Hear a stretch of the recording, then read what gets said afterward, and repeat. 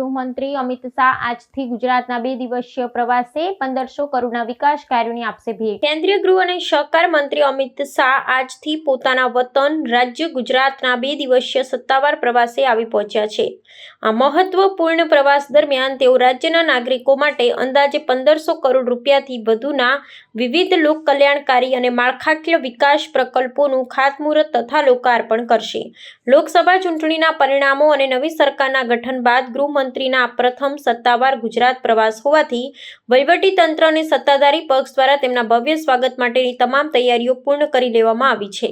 આ પ્રવાસના વિસ્તૃત આયોજન મુજબ કેન્દ્રીય મંત્રી મુખ્યત્વે પોતાના સંસદીય મતક્ષેત્ર ગાંધીનગર અને અમદાવાદની આસપાસના વિસ્તારમાં આયોજિત વિવિધ જાહેર કાર્યક્રમોમાં હાજરી આપશે। આ અંતર્ગત પીવાના પાણીની પરિયોજનાઓ, આધુનિક રસ્તાઓનું નવીનીકરણ, શહેરી પરિવહન સેવાઓ અને આરોગ્ય ક્ષેત્રને લગતા બહુવિધ પ્રકલ્પો જનતાને સમર્પિત કરવામાં આવશે।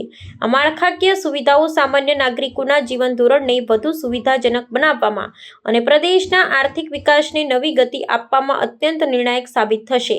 નિષ્કર્ષમાં ગૃહમંત્રી પોતાના આ રોકાણ દરમિયાન રાજ્યના મુખ્યમંત્રી, મંત્રીમંડળના સભ્યો અને ઉચ્ચ વહીવટી અધિકારીઓ સાથે બેઠક યોજી ચાલુ વિકાસ કાર્યોની પ્રગતિની સમીક્ષા પણ કરે તેવી સંભાવના છે।